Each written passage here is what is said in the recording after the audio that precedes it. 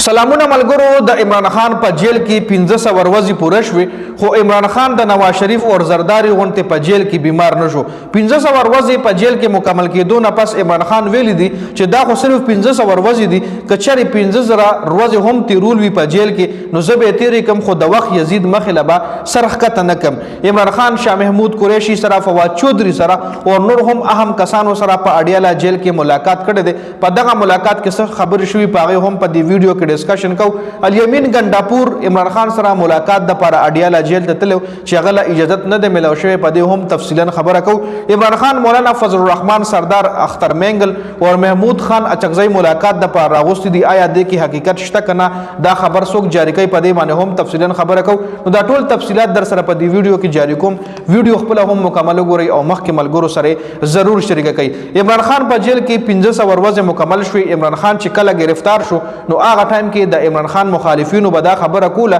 چې به چې دا خو نشي دی خو په جیل کې 24 غنټو نه زیات ټایم نشي تیرولې کله نشه ملاو نشو دی بدیل کوي او دی به تخت خو د جیل کې د ټینګ نه دی چې په یو قسم الزامات لګول چې به دا خو آیا سړی ټول مری یا شي کړی دا د چرته په جیل کې بند جون تیرول شي د چرته کې تیرول شي خو هغه مخالفین چې کوم دی هغه د عمران خان په صفاتونو نه مړیږي نو مختلف قسم پروپاګاندا به عمران خان پسې په جیل کې کېدی خو اوس په جیل کې د عمران خان 1500 ورځې مکمل شوه خو تر اوسه پورې عمران خان په خپل موقف باندې کلک ولاړ دی تر اوسه پورې یو بهانه جوړ نه کړ چې زه بیمار یم لکه نواز شریف وایي زما پلیټلیټس کم شوي دي او علاج د لپاره زما ما پرې دی نو دغه رنګ باندې عمران خان تر اوسه پورې یو هم نه د کړو په خپل موقف تر اوسه پورې کلک ولاړ دی جی اوس خپل اوس څومره هم د عمران خان مخالفین دي ټول د دې خبرې اعتراف وکړو چې عمران خان یو ډیر دلیر انسان دی او ډیر دلیرانه وخت په جیل کې تیر کو عمران خان ویل چې 1500 ورځې سکه چې 15000 ورځې به هم په جیل کې تیر کم خو د وخت یزید مخله با خپل سرخ کته نه کم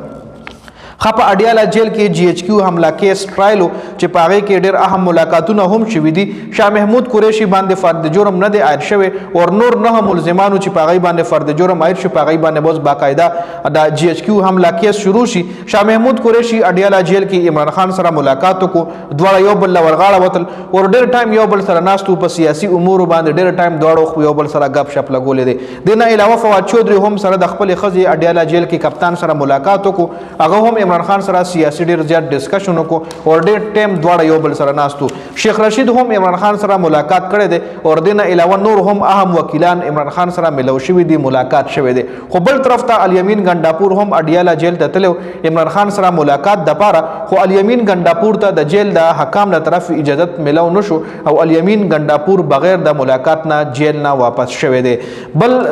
خبرونه داسې هم مخه راغلي دي چې عمران خان ویل دي چې زه مولانا فضل الرحمن صاحب سره اختر منگل سره او محمود خان اچکزئی صاحب سره په جیل کې ملاقات کول غواړم او غي د راشي ما سره په جیل کې د ملاقات وکي خدا خبره چې کوم دا ډیر خلک شیر کوي خدا د پی ټی آی د طرف ویریفای شوی نه د پی ټی آی طرف چا داسې ویلي چې عمران خان ویلي دي نه نور څه خبرونه د دې حواله سره راغلي دي نو دې خبره کې لا فلحال ریالټي نشته چې کله هم د دې ملاقات شنو بیا باغړ ډیر غټ ملاقات وي او بیا د ملاقات د لپاره اډیاله جیل یا حکومت عمران خان ته اجازه ورکړي کنه آیا دا کسان به عمران خان سره ملاقات د لپاره پری دي کنه لکه مولانا صاحب شو اختر منگل شو محمود خان اچکزئی شو دا د درو سیاسي پارټیانو مشران دي نو دای به عمران خان سره ملاقات ته پری دي کنه د ما خو مطلب د غندره دي چې پری وي دي خو خیر دا اپډیټ سو په دی ویډیو کې د ویډیو کتلو زیاته مننه والسلام